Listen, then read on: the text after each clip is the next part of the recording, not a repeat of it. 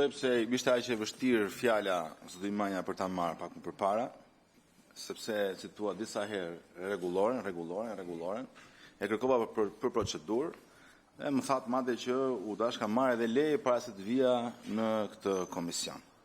Tani është e lehtë të flasësh për rregullore, zoti Manja, po është e vështirë të përgjigjesh realitetit edhe sjelljes politike. Tani e kërkova fjalën për procedurë, çfarë? Për një arsye shumë thjeshtë. Ju e përmendët rregulloren e re të parlamentit, që u miratua pak më përpara, si madje edhe si një mundësi hapësire për opozitën, ndërkohë që ju vazhdoni dhe veproni sikur keni në dorë një kamzhik politik edhe godisni çdo që s'u pëlqen juve. Sot jeni mbledhur në pikë të sabahut, vetëm me antarët e Partisë Socialiste në këshillin në sekretariatin e etikës, me 3 veta, dhe morët një vendim maksimal për përjashtim 30 ditë.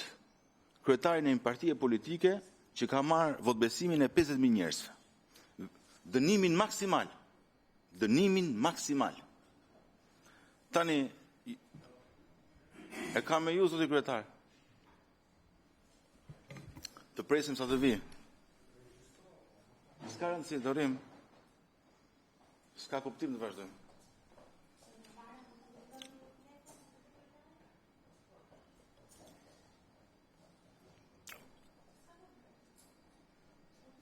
Po e kisha me kryetarin unë, se s'puna për të mbledhja.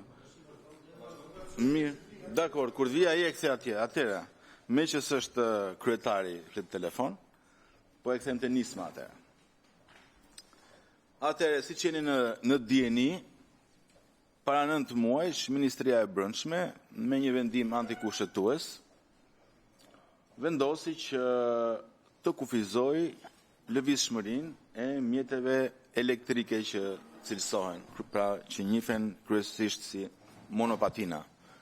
Udhëzimi jo vetëm që ishte antikushtetues sepse kufizonte lirinë dhe të drejtat e qytetarëve,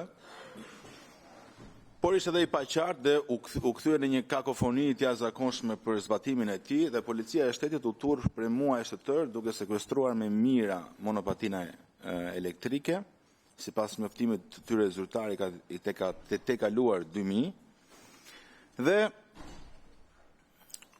duke sjellë edhe probleme të tjera të cilat nuk u kthyen mbrapsht këto monopatina dhe duke u sjell një problem të madh të sigurisë juridike, të veprimtarisë të tyre të përditshme të këtyre të rinjve. Për ta vazhduar pak më vonë këtë pjesë, zoti Manja, se përfundova mendimin se ikët në telefon, do ta përfundoj mendimin në fjalës parë. Pra, jem mbledhur sot në pikë të sabahut, në shkelje të rregullores, vetëm me 3 antar, ndërkohë që rregulloria e re kërkon të jenë 6 antar, të cilët nuk janë, dhe more një vendim prej prokurori politik duke përjashtuar kryetarin e një partie politike për 30 ditë, vendim maksimal. Ku është parë kjo gjë? Pra, si mundet që të dënosh me vendim maksimal kryetarin e një partie politike të zgjedhur, kur ndërkohë ishte dëshmitar se çfarë ndodhi në parlament. E pati që çfarë bëri ministri i financave, se që i tha maskara ministrit ishte për shkak të reagimit të tij. Të lutem kontrollo gjuhën. Po për shkak se gjuhë pra u përjashtua. A ka mundësi, të lutem. Ore, fol, sa të dush, jo 30 sekonda, fol sa të dush. Problemi është, unë nuk kam nevojë ti përsërisësh këto se ti nuk je magnetofon. Je rob i gjallë. I kam gjuhën këta dhe në seancë plenare dhe i kam gjuhën dhe në mbledhjen e mëngjesit sot. Tani, fol mba qëndrimin tonë çka ke për të mbajtur, këtu në faktë për nismë, jo, fjalorin jo. Nuk ka nevojë të mi përsërisësh më këtu se çfarë ka thonë ai atje. Lutem shumë. Mba qëndrimin tënd politik, fol pastaj fol. Unë e thash në kontekst. Ore. Po pra mbaroje. Okej, po jo, s'është nevojë të përsërisësh një ditë fjalor. Ishe vetë prezent në sallë.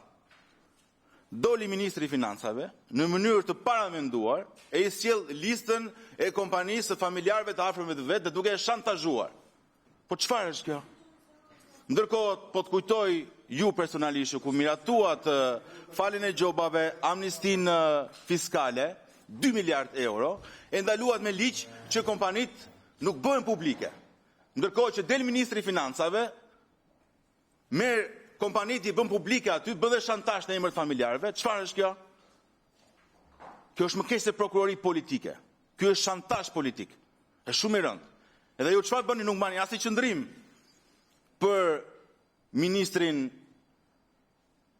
që meriton më shumë se që tha ai në parlament dhe merren me pasoja. Pse nuk mbani as i qëndrim ju për ministrin që del aty dhe shantazhon? Do ta marr, sepse kjo është prokurori politik, lutem tani. I lutem zoti Kapri. Po e mbaroj tani. Zoti Kapri. Pra, Zoti Kapri. Zotëria juaj zoti Manja, asaj një prokurori politik dhe është turshme. Ju përjashtojnë deputetët kështu. Është turshme. Është turshme. Si merr këtë të guxim përjashton njerëz që janë votuar nga njerëzit. Si merr këtë guxim? Mikrofonin hapur. Mos tham.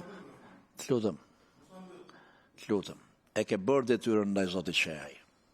Po gjomë mu tani. Po jo, nëse ti nuk kthesh tek projekt ligji, do të kaloj direkt në votim. Pa e prezantuar fare. Fare hiç. Direkt në votim. Kush është atërës për nismën që ka sjell për kodin rrugor, me qenë se nuk don të shprehet zoti Kapri, zoti Qefalia, ç'mendim keni ju për nismën? Po. Të lutem zotja Çavushi, të lutem, a ka mundësi të më lësh rehat? Faleminderit zoti kryetar. Ç'mendim keni për nismën? Ne jemi njohur me nismën e bërë nga deputeti Kapri, edhe në komisione të tjera, dhe e kemi vënë në dieni zotin Kapri. Me këtë rast vëmë në dieni edhe komisionin tuaj të nderuar, që Ministria e Punëve të Brendshme është duke hartuar, ose më saktë ka përfunduar hartimin e draftit për ndërhyrjet në kodin e ri rrugor. Në këtë këndvështrim mendoj që është shumë e rëndë kjo, është shumë e rëndë. I pret fjalën deputetit është shumë e rëndë. Si prokuror politik, është shumë e rëndë urtësi, është shumë e rëndë. Prokurori politike është e rëndë. Është e rëndë. A ka mundësi të vazhdosh rrugën se je shumë i rritë për të treguar koshën mu? Ja marrë që gjitha e di që do të letë përgjigje. More tani, nga garaq, vazhdo rrugën. Prokuror politik, si Vishinski ti. Jo më se kisha fik mikrofonin. Zoti Qefalia, mund të vazhdoni. siç po u thoja zoti kryetar, e kemi informuar deputetin në fjalë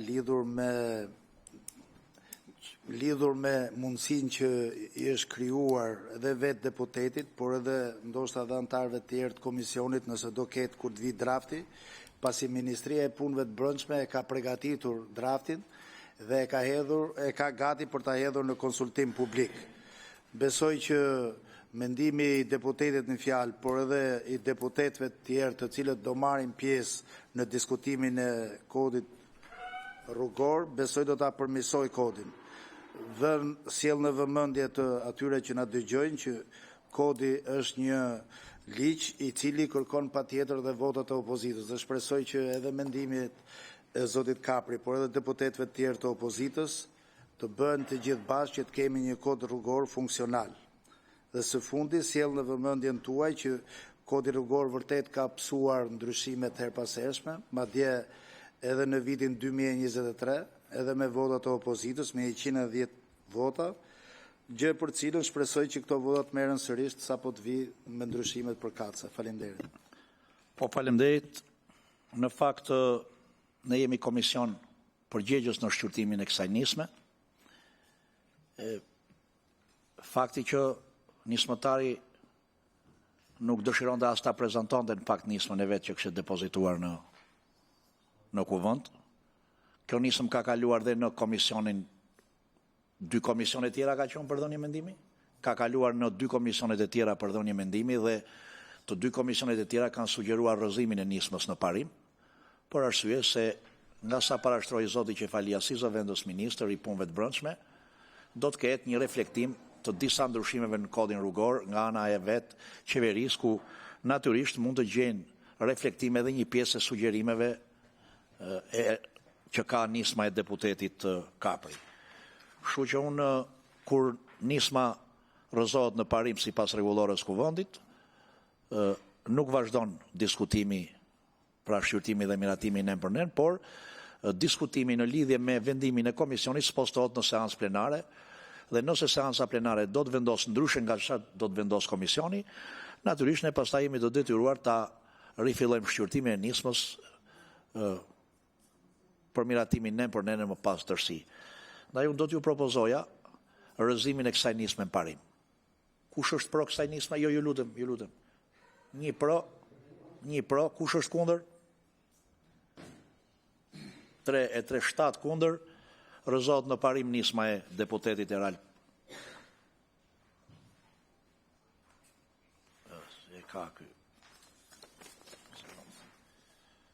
Nisma e deputetit Eralt Kapri dhe materiali, pra raporti, së bashku edhe me vendimin e komisionit, ti për cilët seancës plenare për mendim.